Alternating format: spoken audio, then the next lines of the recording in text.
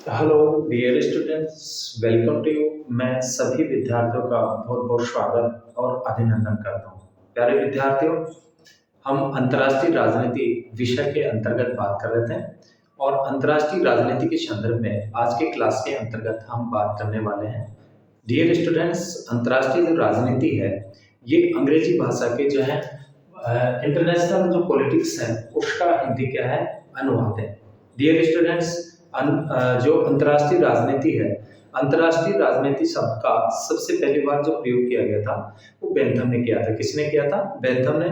और लैटिन शब्द के रूप में रिचर्ड जोके के द्वारा इसका क्या किया जाता है, इस शब्द का प्रयोग किया जाता है। डियर स्टूडेंट्स, अंतर्राष्ट्रीय जो राजनीति है उसको एक कानून की शाखा के रूप में रोमन अधिकारियों के द्वारा इसका क्या किया गया, प्रयोग किया गया। और जो है बाद में जो है कि हमने बात की थी कि अंतर्राष्ट्रीय राजनीति का एक स्वतंत्र विषय के रूप में अध्ययन करने के लिए जो है वेल्स विश्वविद्यालय में जो है इसका अध्ययन क्या होता है, प्रारंभ होता है। कब प्रारंभ होता है? ये वेल्स विश्वविद्यालय में मुख्य रूप से जो है 1919 में। कब? 1919 के अंतर्गत। इसके अलावा अल्फ्रेड जर्मन और चार्ल्स जो व्यवस्थित है उनको जो है इसमें मुख्य रूप में पद नियुक्त शोधित उनको किया जाता है, नियुक्त किया जाता है। और अंतर्राष्ट्रीय राजनीति में राष्ट्रों के जो आपसी जो व्यवहार होता है विभिन्न राष्ट्रों के मध्य आपसी व्यवहार का क्या किया जाता है, अध्ययन किया जाता है। डियर स्टूडेंट्स, इसके अलावा हमने बात की थी कि अंतर्राष्ट्रीय राजनीति को जो है मार्टिन थोर ने लिखा है कि राष्ट्रों के मध्य शक्ति के लिए संघर्ष और उसका जो प्रयोग है वो क्या कहलाता है, वो अंतर्राष्ट्रीय राजनीति कहलाता है। क्या कहलाता है? अंतर्राष्ट्रीय राजनीति। इसके अलावा डियर स्टूडेंट्स, हमने देखा था कि कॉमन और जो पार्टिस है उन्होंने अंतर्राष्ट्रीय राजनीति का संबंध मुख्य रूप से प्राचीन प्रणाली से माना है। इससे पहले की क्लास में हमने बात की थी अंतर्राष्ट्रीय राजनीति के मूल तत्वों की। ठीक है, अंतर्राष्ट्रीय राजनीति की किसकी बात की थी? मूल तत्वों की। तो अंतर्राष्ट्रीय राजनीति के जो मूल तत्व माने जाते हैं, कितने माने जाते हैं? डियर स्टूडेंट्स, हमने बात की थी तीन। कौन कौन से? एक तो राष्ट्रीय हित, एक तत्व कौन सा होता है? राष्ट्रीय हित। उसके बाद में जो है शक्ति और इसके बाद में संघर्ष। ठीक है, तो ये जो है अंतर्राष्ट्रीय राजनीति के तीन प्रमुख क्या माने जाते हैं, मूल तत्व माने जाते हैं। और इसके अध्ययन के जो दृष्टिकोण थे, अध्ययन के दृष्टिकोण, अध्ययन के जो है दृष्टिकोण, अध्ययन के दृष्टिकोण। तो अध्ययन के जो दृष्टिकोण है उसको भी हमने दो भागों में बांटा था। कौन कौन से में? एक तो अंतर्राष्ट्रीय राजनीति का जो है परंपरागत दृष्टिकोण। कौन सा दृष्टिकोण? परंपरागत दृष्टिकोण। और एक जो दृष्टिकोण आता है वो कौन सा? आधुनिक दृष्टिकोण। एक परंपरागत दृष्टिकोण और दूसरा कौन सा होता है? आधुनिक दृष्टिकोण होता है। ठीक है, तो परंपरागत दृष्टिकोण के अंतर्गत आदर्श प्राप्त होते हैं और एक संस्थागत होते हैं, जिसमें शक्ति अनुसंधान और विश्व व्यवस्था की बात की जाती है। और आधुनिक जो दृष्टिकोण है इसको क्या कहा जाता है? यथार्थवादी दृष्टिकोण भी कहा जाता है। ठीक है, कौन सा दृष्टिकोण? यथार्थवादी दृष्टिकोण। और इस सिद्धांत के अंतर्गत प्रमुख रूप से जैसे समकालीन नव उदारवाद आता है, खेल सिद्धांत आता है, सौदेबाजी का सिद्धांत आता है और निर्णय निर्माण का क्या आता है? सिद्धांत आता है। ठीक है, तो डियर स्टूडेंट्स, जो है हमने कल बात की थी कि विवादों की जो प्रकृति होती है, विवादों की प्रकृति मुख्य रूप से दो होती हैं। इसके संघर्ष यानी इसकी जो प्रकृति मानी जाती है वो किसको मानी जाती है? विवाद। और विवाद दो प्रकार के होते हैं, एक तो सतही प्रकृति के विवाद और दूसरे जो होते हैं वो जटिल प्रकृति के विवाद। ठीक है, सतही प्रकृति के जो विवाद होते हैं उनको जो है परस्पर शांति के माध्यम से, वार्ता के माध्यम से, जो है सहयोग के माध्यम से सुलझाने का क्या किया जाता है? प्रयास किया जाता है। और जबकि जटिल प्रकृति के विवादों को सुलझाने का जो एकमात्र जो साधन होता है किसको माना गया है? शक्ति को। जैसे अंतर्राष्ट्रीय राजनीति के जो आधुनिक दृष्टिकोण है यथार्थवादी दृष्टिकोण है, और यथार्थवादी दृष्टिकोण के प्रेरणा के रूप में किसको माना जाता है? मॉर्गेनथौ को माना जाता है। किसको माना जाता है? मॉर्गेनथौ को। ध्यान रखना आपको कि यथार्थवादी जो दृष्टिकोण है अंतर्राष्ट्रीय राजनीति के अध्ययन का, उसका जो है प्रमुख रूप से प्रणेता किसको माना जाता है, मॉर्गेथो को माना जाता है। और आदर्शवादी जो दृष्टिकोण है इसमें Woodrow Wilson, David Hale, Arthur Moore, ये इस तरह के जो विद्वान हैं ये इसके प्रमुख क्या माने जाते हैं, समर्थक विचारक माने जाते हैं, जो कि युद्ध का क्या करते हैं, परित्याग करते हैं। किसका त्याग करते हैं, युद्ध का परित्याग। और अंतरराष्ट्रीय व्यवस्था को मानवीय जो मूल्य हैं उन पर टिकाए रख अंतरराष्ट्रीय राजनीति में संघर्ष को टालने की क्या करते हैं, बात करते हैं। डियर स्टूडेंट्स, आदर्शवादी विचारधारा का विकास जो है 18वीं सदी में हुआ। अमेरिकन क्रांति और फ्रांसीसी क्रांति को जो है आदर्शवाद का प्रमुख क्या माना जाता है, स्रोत माना जाता है। कौन कौन सी क्रांति को, एक तो अमेरिकन क्रांति को और एक जो है फ्रांसीसी क्रांति को। ठीक है, अमेरिकन और फ्रांसीसी क्रांति को आदर्शवाद का प्रमुख रूप से क्या माना जाता है, प्रेरणा माना जाता है। ठीक है, इसके बाद में हमने आधुनिक दृष्टिकोण में बात की थी। और आधुनिक दृष्टिकोण में मोस्टली रूप में जो है कि 1945 के बाद में अंतर्राष्ट्रीय राजनीति में महत्वपूर्ण जो है स्वरूप और ढांचे में जो है क्या आते हैं, परिवर्तन आते हैं, जिसके अंतर्गत एक तो कि यूरोपीय महाशक्तियों का अंतर्राष्ट्रीय राजनीति में वर्चस्व क्या हो गया, समाप्त हो गया। दो महाशक्तियां उभर करके सामने आती हैं, एक सोवियत संघ रूस और एक अमेरिका। और इनके जो मध्य हैं वो कोल्ड वार प्रारंभ होता है। क्या प्रारंभ होता है, कोल्ड वार, जिसको शीत युद्ध के नाम से जाना जाता है। और शीत युद्ध शब्द का जो प्रयोग किया था सर्वप्रथम किसके द्वारा किया गया था, बर्नार्ड बारूच के द्वारा। किसने किया था, बर्नार्ड बारूच ने। ठीक है, और भी कि महाशक्तियों के आपसी भय और घृणा से नए सैनिक संगठनों का जन्म होता है। एशिया और अफ्रीका में जो है इसके जो देश थे निवेशवाद से क्या है, मुक्त शांति स्थापना और सुरक्षा के लिए यूएनओ की क्या होती है, स्थापना होती है। इसके अलावा डियर स्टूडेंट्स, नेहरू ने अंधकार की संतान को दुष्ट और प्रकाश की संतान को क्या माना था, पुण्य माना था।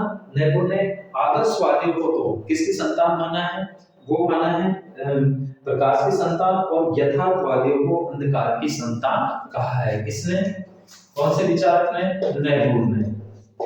ठीक है, ध्यान रखना आपको कि नेहरू ने कहा है। और जो यथार्थवाद के जो मुख्य जो प्रणेता थे वो कौन थे, हंस जे मार्गेनथाउ। ठीक है, किसको माना जाता है, मार्गेनथाउ को। किसका प्रणेता, यथार्थवाद का प्रणेता, यथार्थवाद का प्रणेता कौन थे, हंस जे मार्गेनथाउ।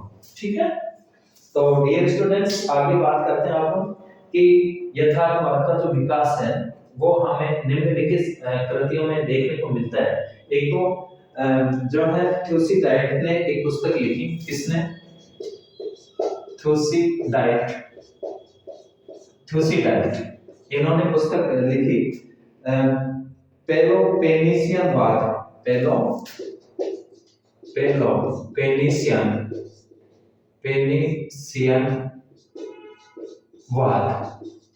पेलोपेनिसियनवाद, ये किसकी पुस्तक थी, थ्यूसिडाइड की।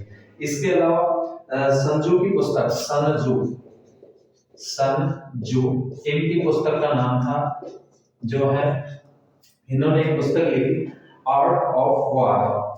कौन सी पुस्तक लिखी, आर्ट ऑफ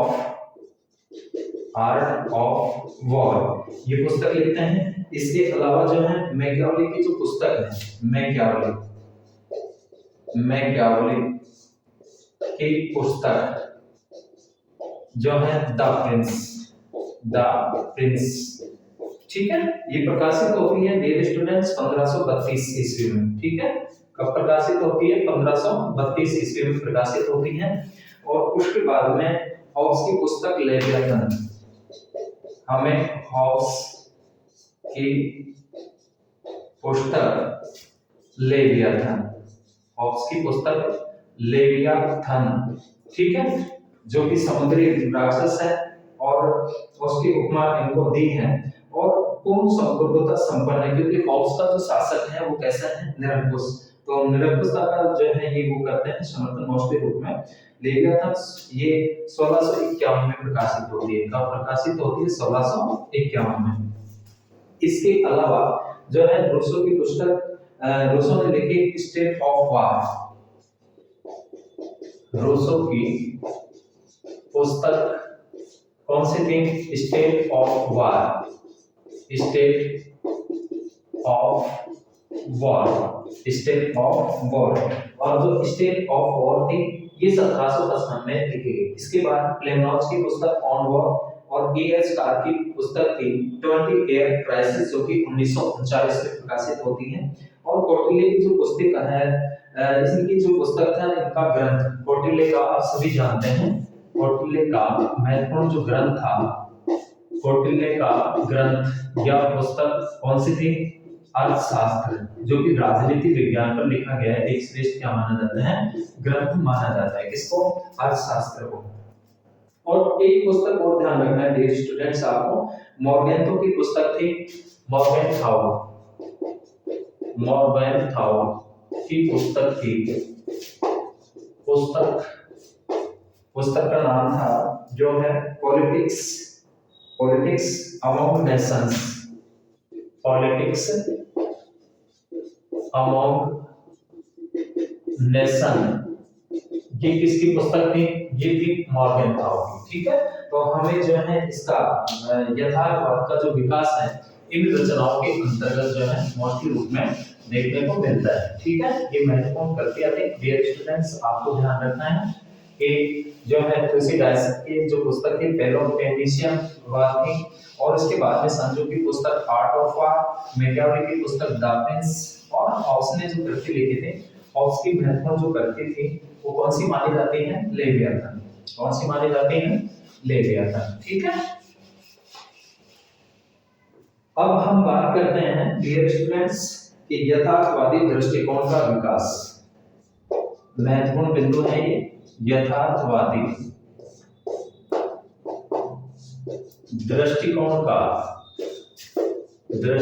का विकास 19वीं सदी में हुआ। 19वीं सदी में हुआ। यथार्थवादी दृष्टिकोण का जो विकास है वो कौन सी सदी में होता है? 19वीं सदी में होता है। और इसके विकास में जो है एक तो वित्से, किसका? वित्से व ट्रिटस्के का महत्वपूर्ण योगदान था। ठीक है, वित्से व ट्रिटस्के का मुख्य योगदान रहा। ट्रिटस्के का मुख्य योगदान रहा। इनका मुख्य क्या रहता है? योगदान रहता है। ठीक है, उसके बाद में जो है कि यथार्थवादी दृष्टिकोण के अनुसार, प्रिय विद्यार्थियों ध्यान देना, यथार्थवादी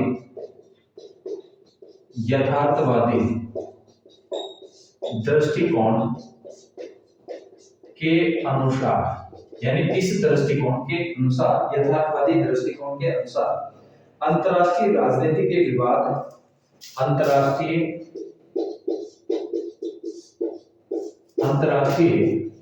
राजनीति, इसके अंतरराष्ट्रीय राजनीति के जो विवाद होते हैं, विवाद जटिल प्रकृति के होते हैं। कौन सी प्रकृति के? जटिल प्रकृति के होते हैं। कौन सी प्रकृति के होते हैं? जटिल प्रकृति के होते हैं। किसके अनुसार? यथार्थवादी दृष्टिकोण के अनुसार। इस दृष्टिकोण का मानना है कि अंतरराष्ट्रीय राजनीति के जो विवाद होते हैं वो जटिल प्रकृति के होते हैं और जिन्हें शक्ति के माध्यम से ही सुलझाया जा सकता है। जिन्हें या जिनको किसके माध्यम से?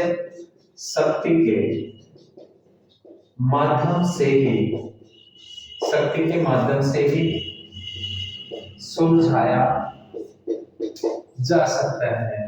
ठीक है, मुख्य रूप से अंतरराष्ट्रीय राजनीति को किससे संबंधित मानते हैं? यथार्थवादी शक्ति से संबंधित। जैसे मॉर्गेंथो ने लिखा है कि अंतरराष्ट्रीय राजनीति शक्ति के लिए क्या है? संघर्ष है। शक्ति के लिए क्या माना है? संघर्ष माना है। ठीक है, इसने इसका जो प्रमुख जो प्रणेता था कौन? मॉर्गेंथो।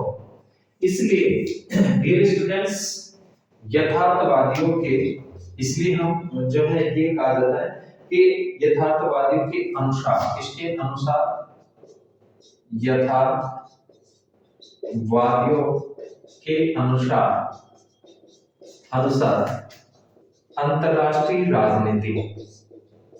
अंतरराष्ट्रीय राजनीति शक्ति के लिए, इसके लिए शक्ति के लिए क्या है? संघर्ष है। शक्ति के लिए क्या है? संघर्ष है। कौन? अंतरराष्ट्रीय राजनीति। किसके अनुसार? यथार्थवादियों के अनुसार। और यथार्थवादी दृष्टिकोण का डियर स्टूडेंट्स मुख्य जो प्रवर्तक माना जाता है, किसको माना जाता है? मॉर्गेनथॉ का। किसको माना जाता है? मॉर्गेनथॉ को। और इनका जो जन्म होता है वो कहाँ पे होता है? वो जर्मनी में होता है। मॉर्गेनथॉ का जन्म कहाँ हुआ? जर्मनी में। कब होता है? 17 फरवरी 1904 को। 17 फरवरी 1904 को इनका क्या हुआ? जन्म हुआ। कहां पर हुआ? जर्मनी में हुआ। और इनकी जो मृत्यु है वो 19 जुलाई 1980 को होती है। इनकी मृत्यु कब हुई? 19 जुलाई 1980। ठीक है। इसलिए प्रिय विद्यार्थियों, जो मॉर्गेनथॉ है, मॉर्गेनथॉ को जो है जर्मन अमेरिकन विचारक भी कहा जाता है। ठीक है। इनका जो कार्य क्षेत्र है वो मोस्टली रूप में कहाँ रहा? अमेरिका में रहा। और इनका जो जन्म होता है वो कहाँ पे होता है? जर्मनी में। इसलिए इनको जर्मन अमेरिकी विचारक भी जो है कहा जाता है। ठीक है। जर्मन अमेरिकन विचारक थे। ओके। इसके बाद में डियर स्टूडेंट्स अब हम बात करेंगे कि यथार्थवादी दृष्टिकोण की प्रमुख मान्यताएं। कौन से दृष्टिकोण की? यथार्थवादी दृष्टिकोण की। डियर स्टूडेंट्स ध्यान रखना आपको कि एक तो जो है कि यथार्थवादी जो दृष्टिकोण है इसका जो विकास है 19वीं सदी में हुआ।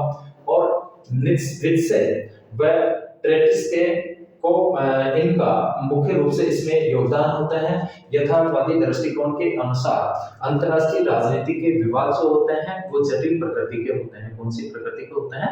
जटिल प्रकृति के होते हैं। और जिनको सत्य के माध्यम से क्या किया जा सकता है? सुलझाया जा सकता है। इसलिए यथार्थवादियों के अनुसार जो अंतरराष्ट्रीय जो राजनीति है, इंटरनेशनल जो पॉलिटिक्स है, वो शक्ति के लिए क्या है? संघर्ष है। ठीक है। और यथार्थवाद का प्रमुख जो प्रणेता माना जाता है, किसको माना जाता है? मॉर्गेनथॉ को माना जाता है। इनका जन्म जर्मनी में हुआ 17 फरवरी 1904 को। और मृत्यु इनकी होती है 19 जुलाई 1980 को। इसलिए जो मॉर्गेनथॉ है, मॉर्गेनथॉ को अमेरिकन जर्मन जो है विचारक भी कहा जाता है, क्योंकि मॉर्गेनथॉ का जो कार्य क्षेत्र रहा वो प्रमुख रूप से कहाँ रहा? अमेरिका में रहा। ठीक है। इसलिए इनको क्या कहा जाता है? जर्मन अमेरिकन विचारक। ठीक है। अब विद्यार्थियों हम बात करेंगे जो यथार्थवाद है, यथार्थवाद के जो मुख्य रूप से इसकी जो मान्यताएं हैं, हम बात करेंगे यथार्थवाद की मान्यताएं। तो यथार्थवाद की मुख्य रूप से जो है मान्यताएं जो मानी जाती हैं, कितनी मानी जाती हैं? 3 मान्यताएं। यथार्थवाद की कितनी मान्यताएं हैं? 3। तो डियर स्टूडेंट्स महत्वपूर्ण टॉपिक है अंतरराष्ट्रीय राजनीति के अंतर्गत कौन सा? अंतरराष्ट्रीय राजनीति का यथार्थवादी दृष्टिकोण। तो बात करेंगे हम यथार्थवादी दृष्टिकोण की। यथार्थवादी दृष्टिकोण की, यथार्थवादी दृष्टिकोण की प्रमुख रूप से जो है 3 मान्यताएं हैं। प्रमुख रूप से कितनी मान्यताएं हैं? प्रमुख रूप से 3 मान्यताएं। विद्यार्थियों ध्यान रखना आपको कि जो यथार्थवादी जो दृष्टिकोण है इसकी प्रमुख रूप से कितनी मान्यताएं हैं? 3। कौन कौन सी? एक तो जो है कि प्रत्येक देश के राजनेता सदैव नंबर 1 क्या मानकर चलता है कि प्रत्येक देश के राजनेता जो लीडरशिप करते हैं कंट्री के, देश की, कि प्रत्येक देश के राजनेता हमेशा अपने राष्ट्रीय हित की सिद्धि के लिए हमेशा अपने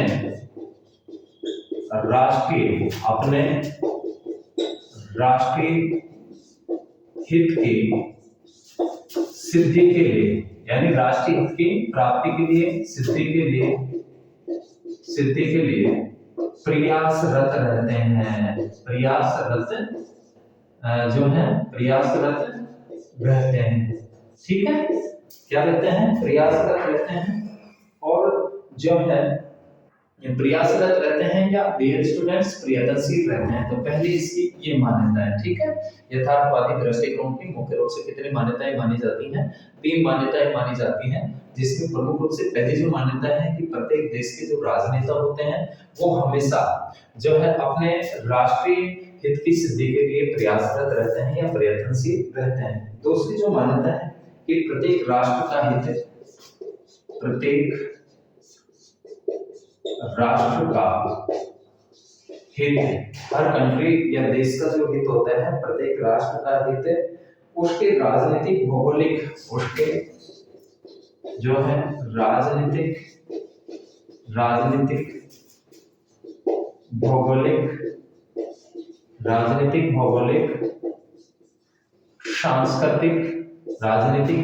सांस्कृतिक हित के प्रभाव में है। ठीक है, सांस्कृतिक हित के जो है किसमें है, प्रभाव में है, उसके हित के प्रभाव में है। ये इसकी दूसरी महत्वपूर्ण जो है मान्यता है कि हर जो राष्ट्र होता है, राज्य होता है, उसके जो हित होते हैं उसके राजनीतिक भौगोलिक और सांस्कृतिक हित के किसमें होते हैं, प्रभाव में होते हैं। और तीसरी जो मान्यता है कि प्रत्येक राष्ट्र अपनी शक्ति व प्रभाव का उपयोग, प्रत्येक राष्ट्र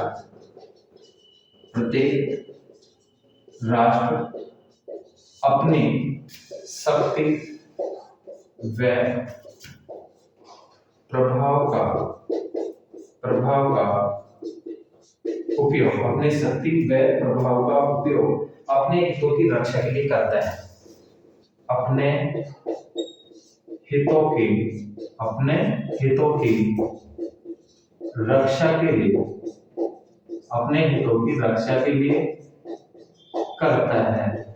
ठीक है, तो डियर स्टूडेंट्स, यथार्थवाद का प्रमुख रूप से प्रणेता किसको माना जाता है, मॉर्गेनथौ को माना जाता है, जिनका जन्म कहाँ होता है, जर्मनी में होता है, कार्य क्षेत्र अमेरिका होता है, इसलिए इनको जर्मन अमेरिकी जो है विचारक के नाम से भी जाना जाता है। यथार्थवादी दृष्टिकोण की मूल रूप से तीन मान्यताएं होती हैं। पहली मान्यता कौन सी है कि प्रत्येक देश के राजनेता जो होते हैं वो हमेशा अपने राष्ट्रीय हित की सिद्धि के लिए क्या करते रहते हैं, प्रयासरत रहते हैं, प्रयत्नशील रहते हैं। दूसरी मान्यता कि प्रत्येक राष्ट्र का हित उसके राजनीतिक, भौगोलिक और सांस्कृतिक हित के किसमें होता है, प्रभाव में होता है। और तीसरी जो मान्यता है वो कि प्रत्येक राष्ट्र अपनी सत्ता का जो प्रभाव का जो उपयोग करता है वो अपने हितों की रक्षा के लिए करता है। ठीक है, तो ये यथार्थवादी दृष्टिकोण की प्रमुख रूप से क्या है, वो तीन मान्यताएं हैं। तो डियर स्टूडेंट्स, इस प्रकार यथार्थवादी दृष्टिकोण के अनुसार, किसके अनुसार, यथार्थवादी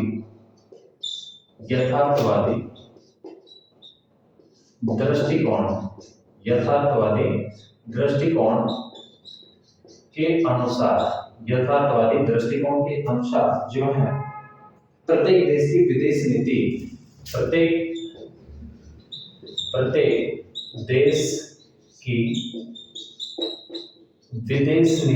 प्रत्येक देश की विदेश नीति किस पर निर्भर मानते हैं, शक्ति पर। प्रत्येक देश की विदेश नीति शक्ति पर जो है निर्भर है। किस पर निर्भर है, शक्ति पर। कि यथार्थवादी दृष्टिकोण के अनुसार प्रत्येक देश की जो विदेश नीति होती है वो किस पर निर्भर होती है, वो शक्ति पर निर्भर है। किस पर, शक्ति पर। ठीक है, तो प्रिय विद्यार्थियों, उसके बाद में हम बात करते हैं थ्यूसिडाइड का आरंभिक यथार्थवाद। थ्यूसिडाइड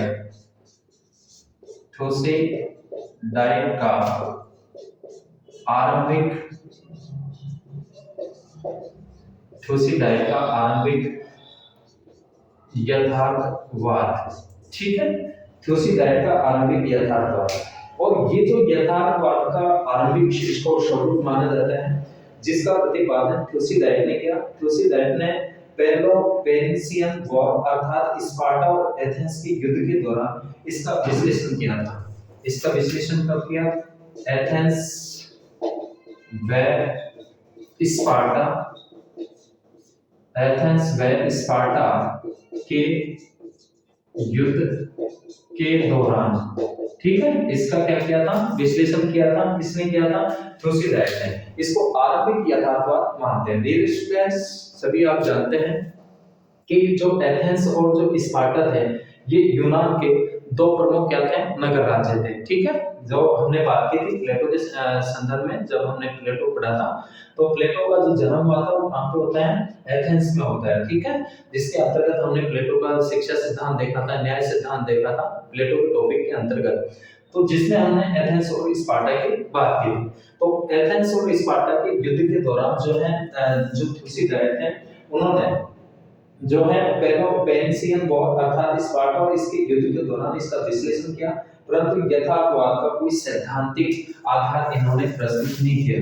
यथार्थवाद का जो है सैद्धांतिक आधार इन्होंने जो है प्रस्तुत नहीं किया, सिद्धांत रूप में नहीं बताया इन्होंने, इसलिए इन्होंने इसको हम प्रारंभिक मानते हैं कि थुसिडाइड का आरंभिक यथार्थवाद की सैद्धांतिक आधार प्रस्तुत नहीं किया।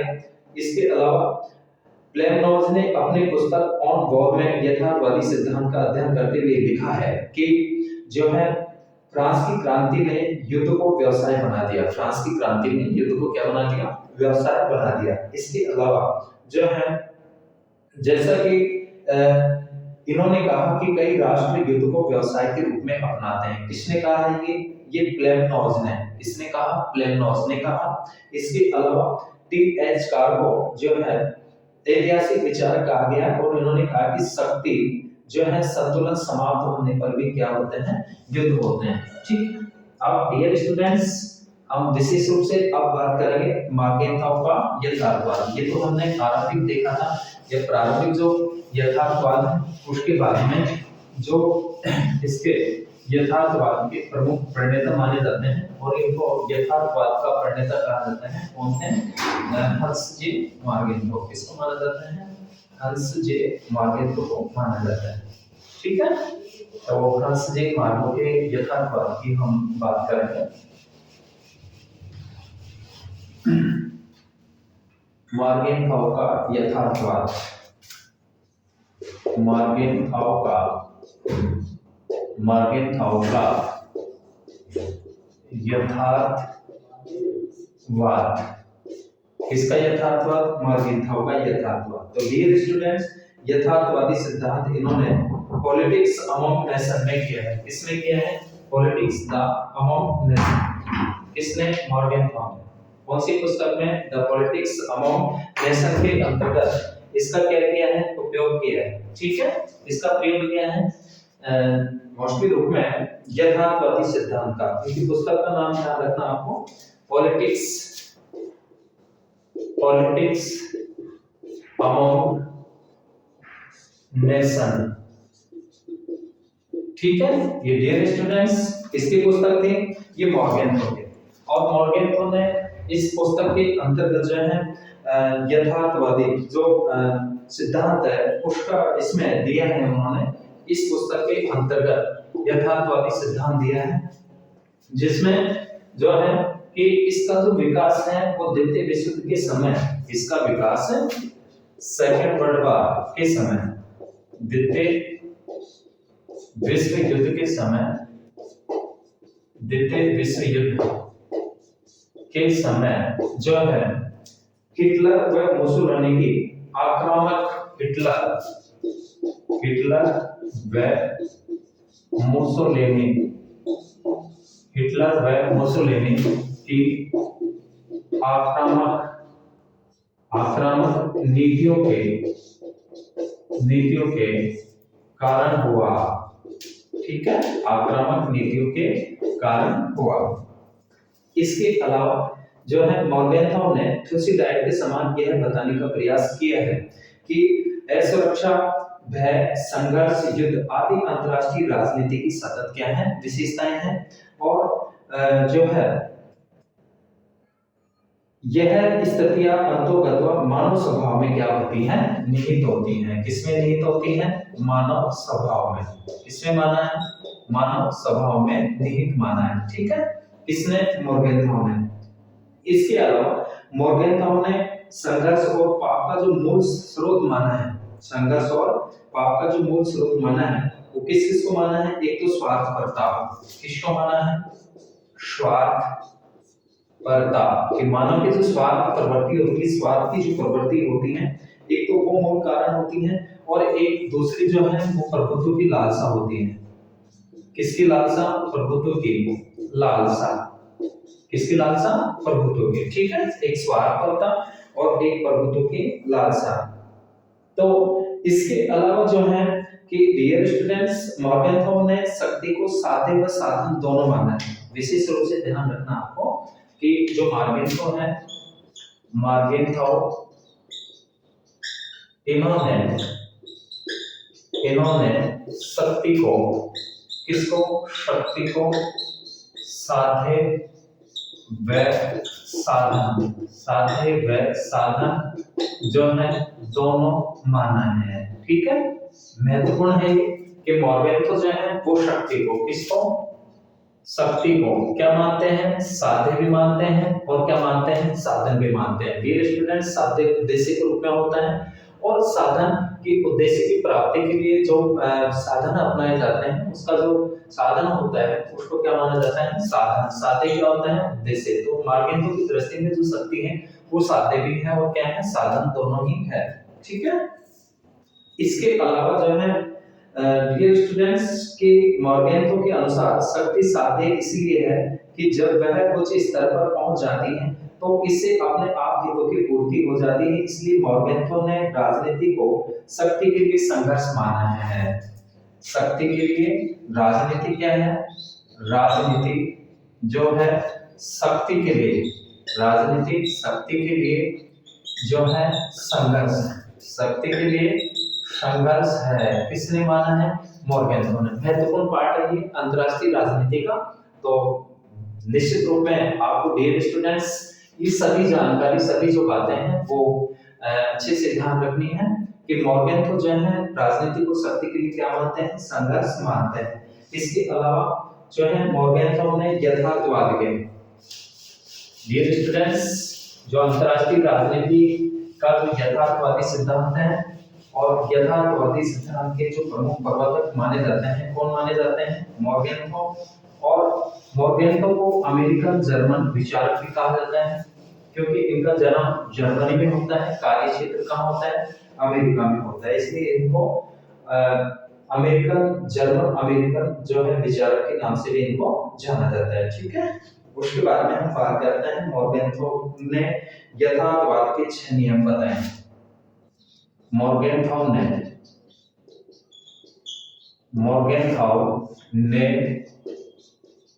यथार्थवाद के 6 कितने नियम बताए हैं, 6 नियम बताए हैं। मॉर्गेनथॉप ने यथार्थवाद के मुख्य रूप से कितने नियम बताए हैं, 6 नियम बताए हैं। कितने नियम बताए हैं, 6 नियम बताए हैं। डियर स्टूडेंट्स, एक तो क्या है, पहला जो नियम बताया है कि राजनीति पर प्रभाव डालने वाले, नंबर 1, राजनीति पर प्रभाव डालने वाले, किस पर, राजनीति पर प्रभाव डालने वाले सभी तत्वों या नियम की जड़, सभी तत्वों या नियम की जड़ जो है मानव स्वभाव में, इसमें मानव स्वभाव में निहित होती है। ठीक है, इसमें निहित होती है, मानव स्वभाव में निहित होती है। किसमें निहित होती है, मानव स्वभाव में। मॉर्गेनथॉप कहता है कि राजनीति पर प्रभाव डालने वाले सभी जो तत्व होते हैं और नियमों की जो जड़ होती हैं वो किसमें निहित होती हैं, मानव स्वभाव में निहित होती हैं। किसमें निहित होती हैं, मानव स्वभाव में। ये पहला नियम बताया है मॉर्गेनथॉप ने। दूसरा जो नियम मानते हैं जो है कि राष्ट्रीय हित की प्रधानता होती है इसमें। किसकी प्रधानता होती है, राष्ट्रीय हित की जो है प्रधानता होती है। किसकी प्रधानता होती है, राष्ट्रीय हित की प्रधानता होती है। तीसरा जो नियम बताया कि राष्ट्रीय हित की निश्चित परिभाषा नहीं है। राष्ट्रीय हित की, इसकी राष्ट्रीय हित की जो है निश्चित, राष्ट्रीय हित की निश्चित परिभाषा नहीं है, राष्ट्रीय हित की निश्चित परिभाषा नहीं है, अर्थात यह परिवर्तनशील है। अर्थात जो है, अर्थात यह जो है क्या होती है, परिवर्तनशील है। ठीक है, क्या है, परिवर्तनशील है। राष्ट्रीय हित की कोई निश्चित परिभाषा नहीं होती है, इसलिए यह क्या है, परिवर्तनशील है। ओके, इसके बाद में कहा है कि चौथा जो नियम बताया है कि विवेक अंतरराष्ट्रीय राजनीति का उच्चतम मूल्य होती है। किसको, फोर्थ नियम, विवेक अंतरराष्ट्रीय राजनीति का, विवेक अंतरराष्ट्रीय राजनीति का जो है उच्चतम मूल्य होता है। किसको माना है उच्चतम मूल्य, विवेक को। ठीक है, किसको माना है, विवेक को, कि अंतरराष्ट्रीय राजनीति का जो उच्चतम मूल्य होता है वो क्या होता है, सॉरी विद्यार्थियों, क्या होता है, विवेक होता है। नेक्स्ट जो पांचवा नियम बताया है कि सार्वभौम नैतिकता और राष्ट्रीय नैतिकता में अंतर होता है। सार्वभौम नैतिकता, सार्वभौम नैतिकता व राष्ट्रीय नैतिकता में अंतर होता है। राष्ट्रीय नैतिकता में क्या होता है, राष्ट्रीय नैतिकता में अंतर होता है। ठीक है, राष्ट्रों की नैतिकता में और सभी को मान्य नैतिकता में क्या बताया है, अंतर होता है। ये इनका पांचवा नियम है। और छठा जो नियम बताया है कि अंतरराष्ट्रीय राजनीति की स्वायत्तता होती है। ठीक है, अंतरराष्ट्रीय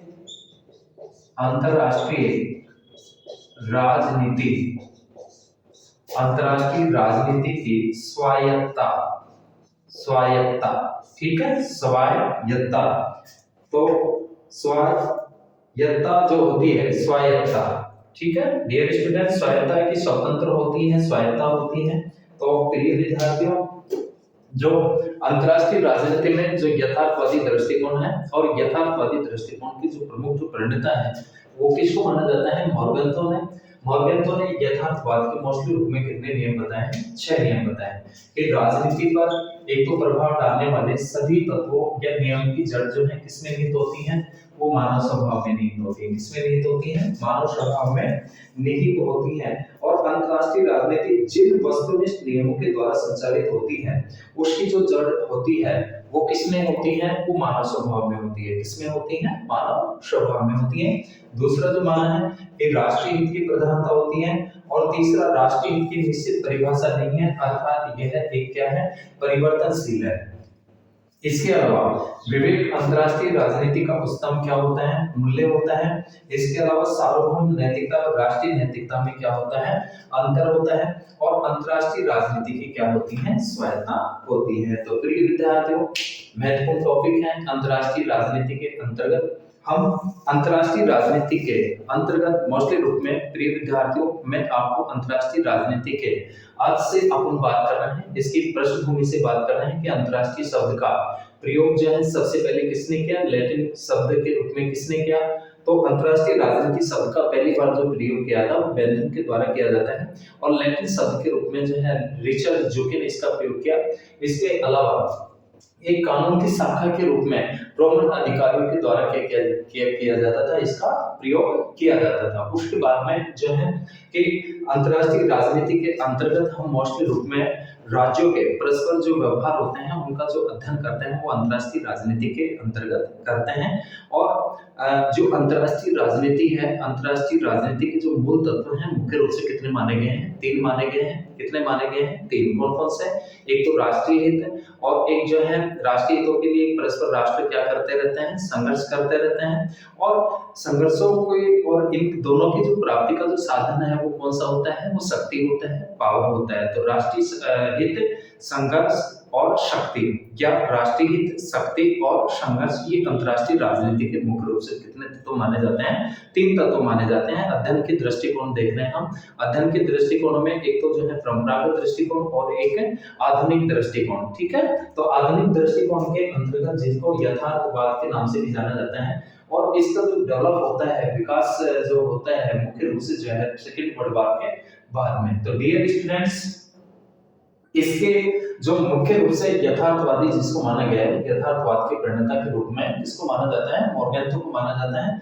और मोरगेंथो ने अंतरराष्ट्रीय राजनीति को शक्ति के लिए क्या बताया है, संघर्ष बताया है। और इनकी जो पुस्तक थी among the politics among Nations, politics among Nations, ये आपको ध्यान रखनी है, ठीक है। मोरगेंथो ने यथार्थवाद के मोस्टली रूप में कितने नियम बताए हैं, 6 नियम बताए हैं कि राजनीति पर प्रभाव डालने वाले सभी तत्वों या नियम की जड़ जो होती है मानव स्वभाव में होती है, राष्ट्रीय हितों की इसमें प्रधानता होती है, राष्ट्रीय हित की निश्चित परिभाषा नहीं है, अर्थात इनकी जो परिभाषा है उसमें क्या होता रहता है, परिवर्तनशील है, उसमें बदलाव आता रहता है। और विवेक अंतरराष्ट्रीय राजनीति का उच्चतम क्या होता है, मूल्य होता है। सार्वभौम नैतिकता राष्ट्रीय नैतिकता में क्या होता है, अंतर होता है। और अंतरराष्ट्रीय राजनीति की क्या होता है, स्वायत्तता, ठीक है, अंतरराष्ट्रीय राजनीति की स्वायत्तता।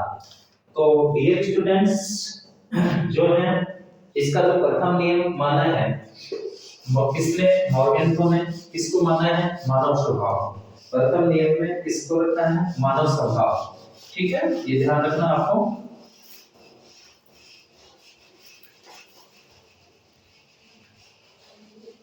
ये जो प्रथम नियम है उसमें मोरगेंथो मानव स्वभाव को रखता है। और जो है अंतरराष्ट्रीय राजनीति जिन वस्तुनिष्ठ नियमों से संचालित होती है उनकी जो जड़ होती है वो किसमें होती है, मानव स्वभाव में निहित होती है। मोरगेंथो के अनुसार मानव स्वभाव की 2 विशेषताएं हैं। मोरगेंथो ने जो है, मोरगेंथो ने मानव स्वभाव की, इसकी मानव स्वभाव की जो है 2 विशेषताएं बताई हैं। कितनी विशेषताएं बताई हैं, 2 विशेषताएं बताई हैं। कितनी विशेषताएं, 2 विशेषताएं बताई हैं। एक तो क्या कि प्रत्येक व्यक्ति में जो या प्रत्येक मानव स्वभाव में प्रभुत्व की लालसा होती है। किसकी लालसा होती है, प्रभुत्व की जो है लालसा होती है। किसकी लालसा होती है, प्रभुत्व की लालसा होती है।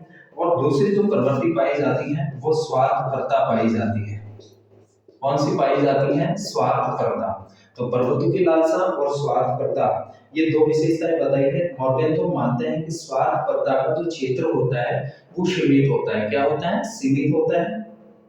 और लेकिन प्रभुत्व की जो लालसा जो होती है वो असीमित होती है। ये तो क्या होती है, सीमित, ठीक है। और प्रभुत्व की लालसा को क्या बताया है, असीमित। इसको असीमित माना है किसने, मोरगेंथो ने। और कहते हैं कि मोरगेंथो ने मानव स्वभाव के संबंध में प्रभुत्व की लालसा का जो विचार लिया था, हम ये कहें कि प्रभुत्व की लालसा का जो विचार लिया किसने, मोरगेंथो ने। किसने, मोरगेंथो ने। वो ये किससे मिलते जुलते हैं, ये हॉब्स के विचारों से। किससे, हॉब्स के विचार से मिलते हैं। Dear students, Hobbes, Locke, Rousseau, ये 3 ऐसे विचारक हैं, वेस्टर्न पॉलिटिकल थॉट हैं, जिनके हम अगली कक्षाओं में विस्तृत रूप से चर्चा करेंगे। और हॉब्स, लॉक, रूसो को जो है सामाजिक संविदावादी विचारक माना जाता है। सोशल कॉन्ट्रैक्ट जो थिंकर्स के रूप में इनको माना गया है कि राज्य की जो उत्पत्ति हुई है वो परस्पर समझौते के माध्यम से हुई है। तो जिसमें हॉब्स ने जो मानव का स्वभाव बताया है, धूर्त बताया है, पाशविक बताया है, झगड़ालू बताया है, स्वार्थी बताया है, यानी मानव की केवल नकारात्मक पक्ष पर इन्होंने क्या डाला है, प्रकाश डाला है। तो हम कह सकते हैं कि मोरगेंथो के जो मानव स्वभाव की जो 2 विशेषताएं इन्होंने जो बताई हैं कि प्रभुत्व की लालसा होती है, ये किसके विचारों से मिलता है, ये हॉब्स के विचारों से मिलता है। किसके विचारों से, हॉब्स के विचारों से। क्योंकि हॉब्स ने भी कहा था कि अगर मनुष्य के बस में हो तो वह चाहेगा कि सारी दुनिया उससे डरे और उसकी आज्ञा का क्या करे, पालन करे। ये किसने कहा, ये हॉब्स ने कहा। तो प्रभुत्व की लालसा का जो विचार है वो हॉब्स से इनका मिलता है। और दूसरा जो है स्वार्थपरता, दूसरा जो है क्या है, स्वार्थपरता। तो डियर स्टूडेंट्स, जो है कि मोरगेंथो ने मैकियावेली के समान मनुष्य को अवगुणी माना है, क्योंकि राज्य भी मनुष्य से मिलकर बना है, इसलिए राज्य भी क्या है, अवगुणी है। राज्य को भी क्या माना है, अवगुणी। और द्वितीय जो नियम है, दूसरे नियम में मुख्य रूप से आता है राष्ट्रहित। पहले में तो क्या है, मानव स्वभाव, ठीक है, पहले नियम में। और दूसरे नियम के अंतर्गत आता है राष्ट्रीय हित। किसकी बात करते हैं, राष्ट्रीय हित की। और राष्ट्रीय हित की जो प्रधानता है इसमें कि अंतर्राष्ट्रीय राजनीति में जो है, जो राष्ट्रीय हित है उसकी क्या होती है, प्रधानता होती है। अंतर्राष्ट्रीय राजनीति के अंतर्गत राष्ट्रीय हित की प्रधानता होती है। और जो प्रत्येक जो राष्ट्र होता है वो अपने राष्ट्रीय हित को सर्वोपरि मानता है और प्रमुख रूप से जो बात करता है वो किसकी बात करेगा, राष्ट्रीय हित की बात करेगा। तो डियर स्टूडेंट्स, जो मॉर्गेंथो है, मॉर्गेंथो अंतर्राष्ट्रीय राजनीति के अंतर्गत जो उनका जो यथार्थवादी सिद्धांत है उसमें दूसरा जो नियम बताया है वो राष्ट्रीय हित की क्या बताया है, प्रधानता बताया है, ठीक है। इसकी प्रधानता राष्ट्रीय हित कि अंतर्राष्ट्रीय राजनीति में राष्ट्रीय हित की प्रधानता रही है। और प्रत्येक राष्ट्र अपने राष्ट्रीय हितों की पूर्ति के लिए जो अंतर्राष्ट्रीय राजनीति के अंतर्गत क्या करता है, भाग लेता है। हर जो राष्ट्र होता है अपने राष्ट्रीय हितों को प्राथमिकता देता है और राष्ट्रीय हितों की पूर्ति के लिए वह अंतर्राष्ट्रीय राजनीति के अंतर्गत क्या करता है, पार्टिसिपेट करता है और भाग लेता है, ठीक है। इसके अलावा मॉर्गेंथो ने राष्ट्रीय हित के भी दो प्रकार बताए हैं। राष्ट्रीय हित के कितने प्रकार बताए हैं, दो प्रकार बताए हैं। एक तो जनरली जो है स्थायी हित, इसकी बात करते हैं, स्थायी हितों की बात करते हैं। एक तो स्थायी हित और एक जो है अस्थायी, अस्थायी हित, ठीक है। दो प्रकार के हित माने हैं, स्थायी और एक अस्थायी, यानी एक स्थिर और एक अस्थिर। स्थिर हित वह है डियर स्टूडेंट्स, या स्थायी हित वह है जो प्रत्येक देश के लिए समान रूप से क्या होता है, महत्वपूर्ण होता है, ठीक है। स्थायी हित ये प्रत्येक देश के लिए, प्रत्येक देश के लिए या राज्य के लिए, राजनीति विज्ञान में हम देश को राज्य बोलते हैं, प्रत्येक देश के लिए यह समान होता है, यह समान होता है। स्थायी हितों की सभी जो राष्ट्र होते हैं, सभी राज्य होते हैं, वो बात करते हैं, ठीक है। और इसके अलावा अस्थिर हित वह है जिसका स्वरूप प्रत्येक देश की बदलती हुई परिस्थितियों के अनुसार बदलता है, ठीक है। जैसे जैसे जिस देश की परिस्थितियां बदलती हैं, परिस्थिति के अनुसार जो है, परिस्थिति के अनुसार, परिस्थिति के अनुसार बदलता रहता है, बदलता रहता है, ठीक है। जिसको क्या बोलते हैं, अस्थायी या जो है अस्थिर हित कह सकते हैं। और तीसरा जो नियम है कि राष्ट्रीय हित की निश्चित परिभाषा नहीं दी जा सकती। किसकी परिभाषा नहीं दी जा सकती, राष्ट्रीय हित की, क्योंकि वह परिवर्तनशील है। और मॉर्गेंथो के अनुसार राष्ट्रीय हित का सही रूप पहचानना बड़ा मुश्किल है, क्योंकि वह बाह्य आवरण से ढक जाते हैं, बाहरी आवरण से ढक जाते हैं। मॉर्गेंथो ने राष्ट्रीय हित के संबंध में 3 आवरण बताए हैं। कितने आवरण बताए हैं, राष्ट्रीय हित के संदर्भ में 3 आवरणों की बात करता है। एक तो उपराष्ट्रीय हित, एक अन्य राष्ट्रीय हित और जो है एक अति राष्ट्रीय हित। उपराष्ट्रीय हित किसको मानता है कि मॉर्गेंथो कहता है कि किसी भी देश के आंतरिक गुटों के कारण अपने निजी हितों को राष्ट्रीय हित की संज्ञा देते हैं। निजी हितों को किसकी संज्ञा देते हैं, राष्ट्रीय हितों की संज्ञा देते हैं और उनकी प्राप्ति में राष्ट्र लगा रहता है। यह उपराष्ट्रीय हित कहलाता है। कौन सा हित कहलाता है, उपराष्ट्रीय हित, उपराष्ट्रीय हित, ठीक है। निजी स्वार्थ होते हैं उसके। और अन्य राष्ट्रीय हित दूसरा कौन सा आता है, अन्य राष्ट्रीय हित दूसरा जो आता है वो अन्य राष्ट्रीय हित आता है। इसके अंतर्गत कि दूसरा आवरण जो होता है कि राष्ट्रीय हित के संबंध में 3 आवरण बताए हैं, ध्यान रखना। राष्ट्रीय हित के संबंध में 3 आवरण, कितने आवरण, 3, ठीक है। एक तो उपराष्ट्रीय हित, एक अन्य राष्ट्रीय हित। और अन्य राष्ट्रीय हित में विदेशी हस्तक्षेप होता है, जिसके कारण दूसरे देश के अप्रत्यक्ष या प्रत्यक्ष हस्तक्षेप के कारण जो है राष्ट्रीय हित के निर्माता अन्य देशों के दबाव में आकर अपने हितों का क्या करते हैं, निर्धारण करते हैं, ठीक है। इसको कह सकते हैं दूसरे राष्ट्रों के दबाव में आकर, दबाव में आकर अपने राष्ट्रीय हितों का क्या करते हैं, निर्धारण करते हैं, जिसको मॉर्गेंथो क्या कहता है, अन्य राष्ट्रीय हित। और थर्ड नंबर पे आता है अति राष्ट्रीय हित, अति राष्ट्रीय हित। कौन सा आता है, अति राष्ट्रीय हित। तो अति जो राष्ट्रीय हित है के तीसरे आवरण की चर्चा करते हुए मॉर्गेंथो ने बताया है कि अंतरराष्ट्रीयवाद की बढ़ती हुई भावना से राष्ट्रीय हित का सही रूप छिप जाता है। और चौथा जो नियम है, जनरली जो है मोस्टली रूप में कितने नियम मानते हैं? तीन, ठीक है। तो राष्ट्रीय हित के संबंध में तीन आवरण बताए हैं। और जो चौथे नियम की हमने बात की थी कि विवेक अंतरराष्ट्रीय राजनीति का स्तंभ क्या होता है? मूल्य होता है। और कहते हैं कि राष्ट्रों को नैतिकता के आधार पर अपने राष्ट्रीय हित से समझौता नहीं करना चाहिए, अर्थात अमूर्त नैतिक नियम भी राजनीति पर लागू नहीं किए जा सकते। पांचवा नियम बताया था सार्वभौम नैतिकता और राष्ट्रीय नैतिकता में अंतर। ये नैतिकता की परिभाषा दी जिसके अंतर्गत वह राष्ट्रीय हित को क्या मानते हैं? सर्वोपरि मानता है, अर्थात सबसे ऊंचा दर्जा देते हैं। हम कहते हैं कि राष्ट्रीय हित की सुरक्षा करना सबसे बड़ा क्या होता है? धर्म होता है।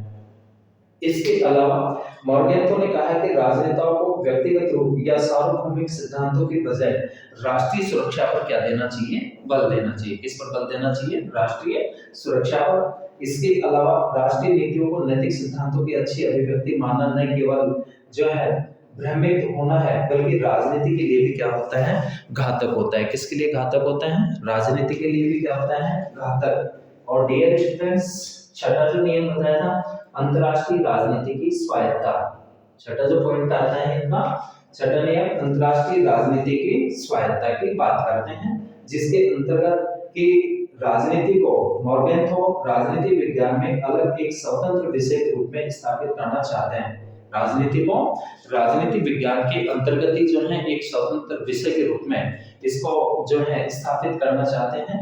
और जो है क्योंकि मॉर्गेंथो मानते हैं कि अंतरराष्ट्रीय राजनीति नैतिक, वैधानिक और आर्थिक कारणों से संबंधित होती है। बौद्धिक रूप से राजनीतिक यथार्थवाद राजनीति क्षेत्र की स्वायत्तता को क्या रखता है? कायम रखता है। ठीक है। इसके अलावा डियर स्टूडेंट्स, मॉर्गेंथो ने अंतरराष्ट्रीय राजनीति में अब ध्यान देना आपको कि नेक्स्ट जो हम बात करते हैं कि जो मॉर्गेंथो है, मॉर्गेंथो ने किसने? मॉर्गेंथो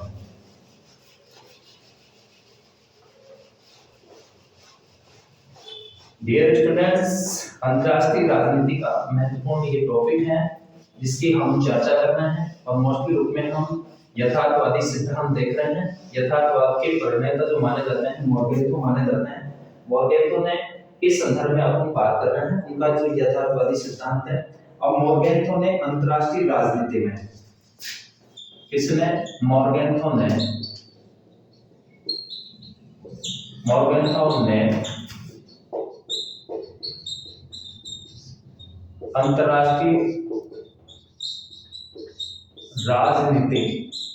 ने अंतरराष्ट्रीय राजनीति में जो है शांति स्थापना के लिए, इसके लिए शांति स्थापना के लिए, इसके लिए शांति स्थापना के लिए जो है कौन? मॉर्गेंथो।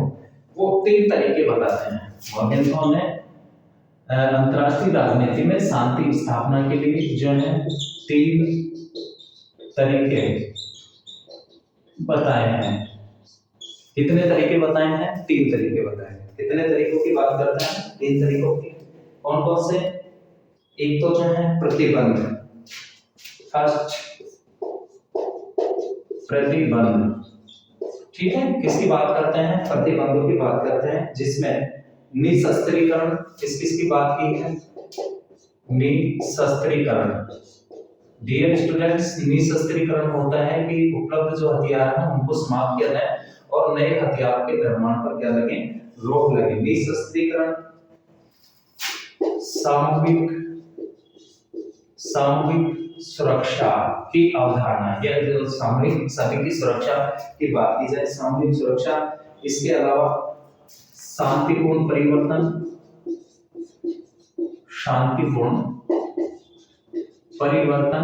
इसके अलावा कानूनी समझौते, इसके माध्यम से कानूनी समझौते और कानूनी कह सकते हैं, इसको न्यायिक भी कह सकते हैं। इसके अलावा अंतरराष्ट्रीय सरकार के माध्यम से, इसके माध्यम से अंतरराष्ट्रीय सरकार के माध्यम से, अंतरराष्ट्रीय सरकार के माध्यम से जो है शांति की स्थापना की जा सकती है, शांति की स्थापना की जा सकती है। ठीक है, ये 3 तरीके जो बताए हैं उनमें जो पहला तरीका है मॉर्गेंथो के अनुसार प्रतिबंध, एक तो निशस्त्रीकरण, सामूहिक सुरक्षा, शांतिपूर्ण परिवर्तन, कानूनी समझौते और अंतर्राष्ट्रीय सरकार के माध्यम से जो है शांति की क्या की जा सकती है, स्थापना की जा सकती है। दूसरा जो बताया तरीका परिवर्तन, सेकंड नंबर पे क्या आता है,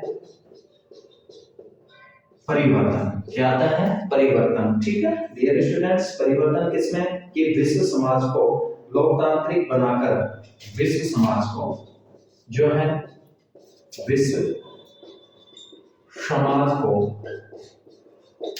लोकतांत्रिक बनाकर शांति की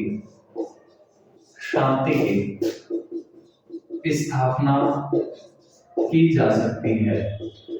किसकी स्थापना की जा सकती है, शांति की स्थापना की जा सकती है। विश्व समाज को लोकतांत्रिक डेमोक्रेटिक बना करके जो है शांति की स्थापना की जा सकती है। इसके अलावा जो है आपसी सुलह या समझौते हैं। तीसरा जो तरीका बताया है किसको माना है, आपसी सुलह को। ठीक है, किसको माना है, आपसी सुलह को। कि मॉर्गेंथो ने जो है इसके अंतर्गत एक तो कूटनीति, डिप्लोमेसी, कूटनीति व जो है राजनय अथवा व्यवहार कुशलता को शामिल किया है। कूटनीति, राजनय व व्यवहार कुशलता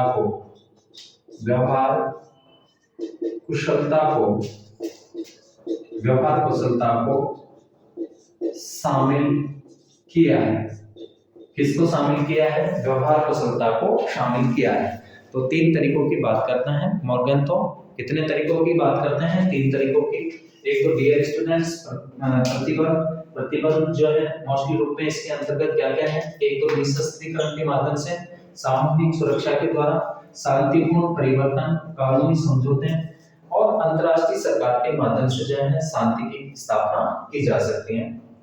इसके अलावा परिवर्तनों में कि विश्व समाज को लोकतांत्रिक बना करके और शांति की स्थापना की जा सकती है। इसके अलावा आपसी सुलह की कूटनीति, राजनय व व्यवहार कुशलता को जो इसमें क्या करते हैं, शामिल करते हैं। ठीक है, तो डियर स्टूडेंट्स, इसके अलावा मॉर्गेंथो ने विदेश नीति भी 3 प्रकार की बताई है। मॉर्गेंथो ने विदेश नीति, एक तो यथास्थितिवादी और एक जो है साम्राज्यवादी और एक जो है प्रदर्शनवादी। ठीक है, कितने प्रकार की विदेश नीति मानते हैं, 3 प्रकार की, यथास्थितिवादी, साम्राज्यवादी और प्रदर्शनवादी। इसके अलावा जो है जब तक मॉर्गेंथो का यथार्थवादी सिद्धांत राजनीति में प्रभावशाली है तब तक अन्य कोई भी सिद्धांत प्रस्तुत जो है नहीं किया जा सकता। ठीक है ना, यानी वॉसल जो मैन है उसने कहा है कि मॉर्गेंथो का सिद्धांत निरपेक्ष और अप्रामाणिक आवश्यकतावादी सिद्धांतों पर आधारित है। रॉबर्ट टकर के अनुसार यह न तो पूरी तरह यथार्थवादी है और न ही इसके नियम आपस में जो है क्या है, समन्वय है। तो डियर स्टूडेंट्स, अलग अलग जो विद्वान हैं उन्होंने यथार्थवाद के जो प्रणेता हैं वो उनके संदर्भ में अपने अपने जो है थॉट दिए हैं, विचार दिए हैं। जैसे डेविड सिंगर है और के.एम. थॉमसन ने मॉर्गेंथो की प्रशंसा करते हुए उनको जो है क्या माना है, महान लेखक माना है।